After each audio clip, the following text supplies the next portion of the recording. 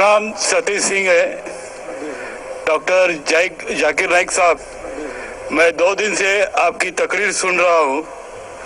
आपके तकरीर में मेरे समझ में ये आ रहा है कि कुरान में सबसे ज़्यादा इंसानियत है। मेरा सवाल ये है कि दुनिया में हम जो प्रैक्टिकली दुनिया में देख रहे हैं, ये मुस्लिम ही ज़्यादा सबसे आतंकवादी है और जो मासूम लोगों की हत्या कर रहे हैं, तो इंसानियत कहाँ है? माशाल्लाह, भाई साहब ने 2 दिन तकरीर सुनी और उसे यकीन हो गया क्या कुरान में सबसे ज्यादा इंसानियत है। माशाल्लाह, उसके मुबारक देता हूँ। लेकिन सवाल अहम है, सवाल गलत नहीं, आपका सवाल सही है। सवाल है कि हम देख रहे हैं मुसलमान ही आतंकवादी है, ये झगड़ा फसाद, मुसलमान फंडामेंटलिस्ट है, मुसलमान टेररिस्ट है, आतंकवादी है। जब हम कुरान पढ़ते हैं तो हमें इसका इज़हार होता है। लेकिन ये है क्यों गलतफहमी, जिस तरीके से मीडिया गलतफहमियां फैलाती है, हम उसको इग्नोरेंस में, अनजाने में मान लेते हैं। टेररिस्ट के मानी क्या है? मैं कहता हूं हर मुसलमान टेररिस्ट होना चाहिए, आतंकवादी होना चाहिए। आतंकवादी की मानी क्या है तो समझ लो। टेररिस्ट उसे कहते हैं जो इंसान दूसरे इंसान के दिल में टेरर पैदा करता है। अगर कोई चोर पुलिस को देख रहा है तो उसके दिल में टेरर आता है, खौफ आता है। उस चोर के लिए पुलिस टेररिस्ट है। इस तरीके से हर मुसलमान, कोई भी एंटी सोशल एलिमेंट मुसलमान को देखता है, उसके दिल में खौफ आना ही चाहिए। अगर कोई चोर मुसलमान को देखता है, कोई बलात्कार करने वाला मुसलमान को देखता है, कोई भी एंटी सोशल एलिमेंट मुसलमान को देखता है, उसके दिल में खौफ होना ही चाहिए। कुरान मजीद में अल्लाह ताला फरमाते हैं सूरह अनफाल में, सूरह नंबर 8 आयत नंबर 60 में, खौफ पैदा करो उन लोगों के दिल में जो लोग एंटी सोशल है, जो हक को इनकार करते हैं, उनके दिल में खौफ डालो। लेकिन सवाल यह है कि कई बार एक शख्स एक काम करता है, उसे 2 लक़ब दिए जाते हैं। मिसाल के तौर पे हिंदुस्तान 60-70 साल के पहले अंग्रेज हम पर हुकूमत करते थे, कई साल किया। बहुत से हमारे इस देश के हिंदुस्तानी थे जो इस देश की आजादी के लिए झगड़ा कर रहे थे। इनको अंग्रेज कहते थे आतंकवादी, टेररिस्ट। हम आम हिंदुस्तानी कहते थे देशभक्त, फ्रीडम फाइटर, पेट्रियट। वही आदमी, वही काम, 2 लक़ब, 2 टाइटल। अगर आप अंग्रेज की बात मानते हैं, अंग्रेज कहते हैं हमें इस देश पे हुकूमत करने का हक है। अगर उनको हक है तो ये लोग को हम टेररिस्ट बिल्कुल सही कहेंगे। लेकिन आम हिंदुस्तानी कहता है ये अंग्रेज तो तिजारत करने आए थे, इनको हम पे हुकूमत करने का क्या हक है? तो हम कहेंगे ये लोग हैं देशभक्त, फ्रीडम फाइटर्स, पेट्रियट्स। सेम आदमी, सेम काम, 2 लक़ब। वही आदमी, वही काम, 2 लक़ब। अगर आप अंग्रेज की बात को मानते हैं कि अंग्रेज को हक है इस देश पे हुकूमत करने का, हम मानेंगे कि वो आतंकवादी है, चाहे वो भगत सिंह हो या। लेकिन आम हिंदुस्तानी कहेंगे नहीं, ये तो देशभक्त है। तो आप किसके नजरिए से देखते हैं चीज को, फिर आप फैसला करेंगे वो आतंकवादी है कि देशभक्त। आपके हिसाब से भगत सिंह देशभक्त था कि आतंकवादी था? सतीश भाई, देशभक्त। देशभक्त, आतंकवादी नहीं था ना? था के भगत सिंह देशभक्त था कि आतंकवादी था? देशभक्त, देशभक्त। हाँ, मैं भी समझता हूँ देशभक्त था। हम अंग्रेज की बात को नहीं मानते। तो जब अंग्रेज टेलीविजन पे कहते हैं, CNN, BBC पे, कि मुसलमान आतंकवादी, आप क्यों मानते? सवाल वो नहीं है। मेरा जो सवाल था, आता हूँ, मेरा पूरा जवाब मुकम्मल नहीं हुआ। जवाब मुकम्मल होगा फिर आपको मौका दूंगा मैं।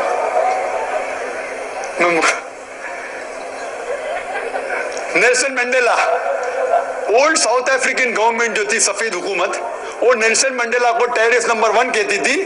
उसे अरेस्ट करके रॉबिन आइलैंड में 25 साल के लिए कैद कर दी। Terrorist number 1। जब नई हुकूमत आती है उसे छोड़ देती है, उसे प्रेसिडेंट बनाती है, टेररिस्ट बन जाता है प्रेसिडेंट। चंद साल बाद उसे नोबेल प्राइज फॉर पीस मिलता है। वही आदमी, वही काम। ऐसा नहीं कि पहले वो गलत काम किया, फिर अच्छा काम किया, फिर उसको अवार्ड मिला। वही काम के लिए जो पहली गवर्नमेंट ने कही थी, सफेद गवर्नमेंट ने, कि वो टेररिस्ट है, आतंकवादी है, नोबेल प्राइज कमेटी ने उसे नोबेल प्राइज दिया फॉर पीस, अमन के लिए। हैरत की बात है, जो आदमी आतंकवादी है उसको मिलता है नोबेल प्राइज फॉर पीस। जो आदमी का पावर है, जो आदमी वो कहता है, लोग उसकी बात को मान लेते हैं इग्नोरेंस के अंदर, अनजानी में। लेकिन कुरान कहता है सूरह इसरा में, सूरह नंबर 17 आयत नंबर 81 में, वकुल जाल हक मजाकल बातिल इन्नल बातिल काना ज़ौका। जब हक बातिल से टकराती है, बातिल का सर्वनाश हो जाता है। ब्रिटिशर्स अमेरिकन के ऊपर हुकूमत करते थे। अमेरिकन रेवोल्यूशन हुआ 18 सदी में। ब्रिटिशर्स कहते थे, मैं लंदन गया था 2 महीने पहले, वापस ही जाऊंगा 2 हफ्ते बाद। वो बॉम्ब ब्लास्ट हुआ था ना, बॉम्ब ब्लास्ट हुआ था, पता है, 7 जुलाई को। तो लोग आए थे, खराब है, मैं भी बोला ठीक है खराब है। तो वहां टोनी ब्लेयर आने वाले थे, वक्त नहीं मिला तो अपने चीफ ऑफ पुलिस को भेजे, बाद में मेयर आए थे। तो मैंने उनसे पूछा, आपकी देश, इस देश ब्रिटिश गवर्नमेंट जब हुकूमत कर रही थी अमेरिकन गवर्नमेंट पे 18 सदी में, वो जॉर्ज वॉशिंगटन और बेंजामिन फ्रैंकलिन को टेररिस्ट नंबर 1 कहते थे, टेररिस्ट। उसके बाद जॉर्ज वॉशिंगटन बन जाता है प्रेसिडेंट ऑफ यूएसए, टेररिस्ट बन जाता है प्रेसिडेंट ऑफ यूएसए। वो गॉडफादर है, गुरु है किसका? जॉर्ज बुश का भी, ठीक है ना, जॉर्ज बुश का गुरु है। वो जो आतंकवादी आप कहते थे, उसके शागिर्द के दोस्त भी आप है। क्या बात है, आपका नजरिया क्यों बदल रहा है? आप कहते थे टेररिस्ट चंद सदी पहले, अभी आप उनके दोस्त थे। तो हमें यह तहकीक करना चाहिए कि क्यों उसको वो लक़ब मिला।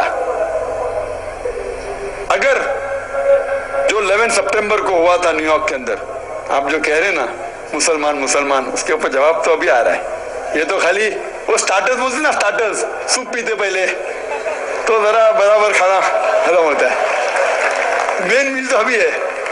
मुझे एक शख्स ने पूछा था, तब मैं ऑस्ट्रेलिया गया था और इंग्लैंड के अंदर भी, doctor Zakir Naik, do you consider bin Laden to be a terrorist? क्या आप बिन लादेन को टेररिस्ट मानते हैं?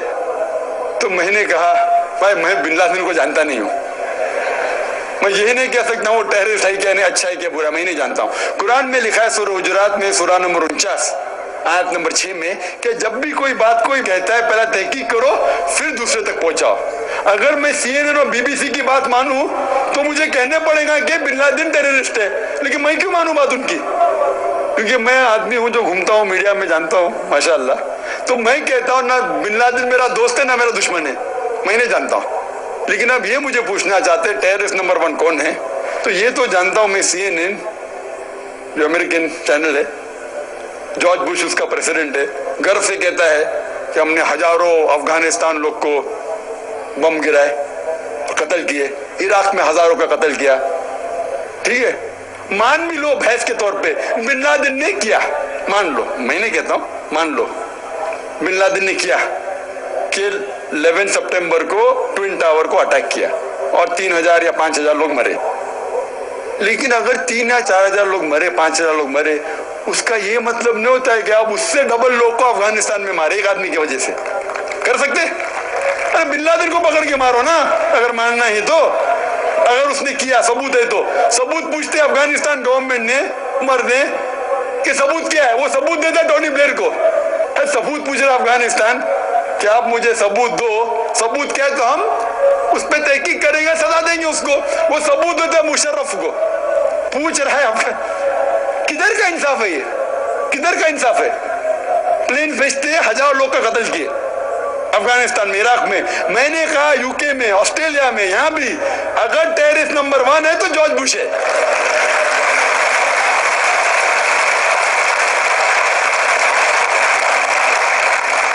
ट्विन टावर को किसने गिराया?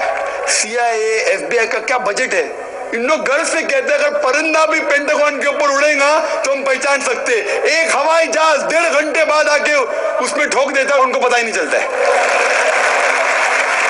बहुत से अमेरिकन लोग, मुस्लिम लोग छोड़ो, क्या कहते हैं अमेरिकन लोग, क्रिश्चियन लोग कहते हैं कि ये इनसाइड जॉब था, अंदर की बात थी, ये अंदर की बात। जिस तरीके से ट्विन टावर गिरा वो प्लेन के जरिए गिर नहीं सकता है।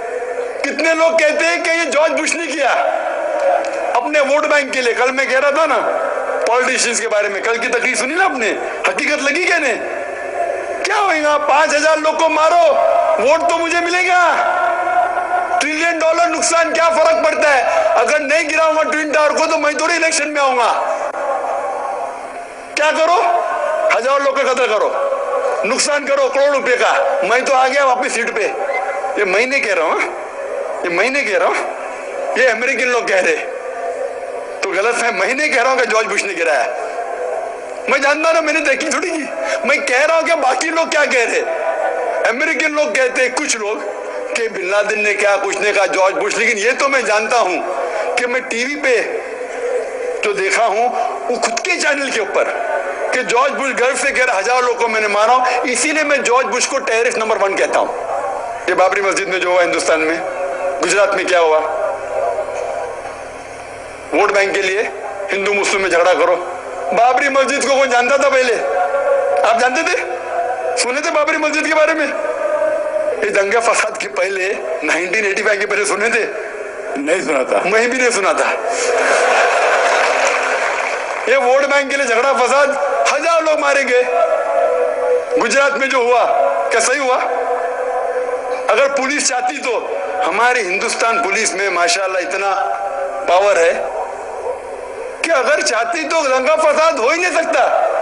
बम्बई में जो हुआ 1992 में, इफ द पुलिस वांटेड, किसकी जरूरत के बाहर रास्ते पे है? लेकिन वो पॉलिटिशियन की इजाजत है, यहाँ मत जाओ वहां मत जाओ, यहाँ हंगामा करो, यहाँ कर्फ्यू लगाओ वहां मत कर्फ्यू लगाओ, यहाँ मुझे वोट मिलेगा वहां नहीं मिलेगा। आप समझे ना? तो ज्यादातर चाहे इंग्लैंड में हो या अमेरिका में हो या हिंदुस्तान में हो, कोई भी पॉलिटिशियन हो, तो पॉलिटिशियन की हरकतों की वजह से, जैसा मैं कल कहा, तो लेबल लग गया अभी मुस्लिम लोग पे टेररिस्ट। अगर आप जानते गुजरात में कितने लोग के माँ का अपने आंख के सामने बलात्कार हुआ, बलात्कार करने वाला पड़ोसी है, उसके ऊपर कोई एक्शन नहीं लिया जा रहा है, तो वो कानून अपने हाथ में लेता है, गलत करता है, हम भी लेता है, क्या करें? सब समझ रहे? तो हमें यही जानना चाहिए इस आतंकवाद की जड़ क्या है। तो हमें जड़ पे जाना चाहिए और जड़ को खत्म करना चाहिए।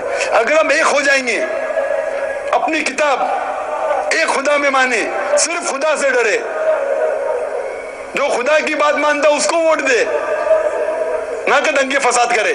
आप समझ रहे? तो इंशाअल्लाह अमन होगा। और आप देखेंगे इसके बावजूद, इतना होने के बावजूद, अमेरिका में एक न्यूज है कि 9 महीने बाद 11 सितंबर के बाद 34,000 अमेरिकन ने इस्लाम कबूल किया। क्यों? जितना मीडिया इस्लाम के खिलाफ बात कर रही है, उतना ही इस्लाम फैल रहा है। मैं जब तकरीर करने जाता था 11 सितंबर के पहले अमेरिका में, मजमा होता था माशाअल्लाह 1,000 लोग का, ये अमेरिकन बहुत कम आते थे। अभी जाता हूं तो बड़ी तादाद है। ये जानना चाहते क्या इस्लाम में? आप भी आ जाए, शायद 11 सितंबर के पहले नहीं आते थे, बराबर कि नहीं? आप जानना चाहते हैं क्या मजहब है ये आतंकवादी मजहब, मैं भी तो देखूं, आंखें मुतासिर हो गए क्या नहीं? अल्हम्दुलिल्लाह, डंके की चोट पे कहता हूं, मैं क्यों डरूं किससे? क्योंकि अल्लाह ताला फरमाते हैं सूरह इमरान में, सूरह नंबर 3 आयत नंबर 54 में, मकरुम मकरल्लाह वल्लाहु खैरुल माकिरीन। उनने प्लान किया, प्लानिंग की, अल्लाह ने भी प्लानिंग की। सबसे बेहतरीन प्लानर अल्लाह है। ये वेस्टर्नर्स प्लानिंग कर रहे कि इस्लाम को दबाने को, इस्लाम और बढ़ रहा है और फैल रहा है। जितने दबाने की कोशिश कर रहे हैं, फैल रहा है। मीडिया कहती है कि इस्लाम में खवातीन के हुकूक नहीं है। 2/3 ऑफ द पीपल एक्सेप्टिंग इस्लाम, 66% के ऊपर जो लोग इस्लाम कबूल कर रहे हैं अमेरिका और यूरोप में, वो वुमेन है, औरतें। अगर औरतें को हुकूक हक नहीं मिलते इस्लाम में, तो ये अमेरिकन औरतें इस्लाम क्यों कबूल कर रहे, यूरोपियन औरतें क्यों कबूल कर रहे? क्योंकि इनको इस्लाम में जितने खराबी दुनिया में है उसका हल मिल रहा है। योन रेडली थी एक ब्रिटिश रिपोर्टर जो अफगानिस्तान में गई थी रिपोर्ट करने के लिए तालिबान के वक्त। जिस तरीके से सलूक किया तालिबान ने उनके साथ, मैं तालिबान का दोस्त नहीं हूं, फिर तो आप बोलेंगे तालिबान का एजेंट आ गया। मैं ना बिन लादेन को जानता हूं ना कोई तालिबान को जानता हूं, हक की बात कहता हूं, डरता नहीं हूं। अगर ब्रिटिशर्स ने कहा कि भगत सिंह टेररिस्ट है, मैं उनके खिलाफ हूं, डरता नहीं हूं। तो योन रेडली ने इस्लाम कबूल किया बाद में।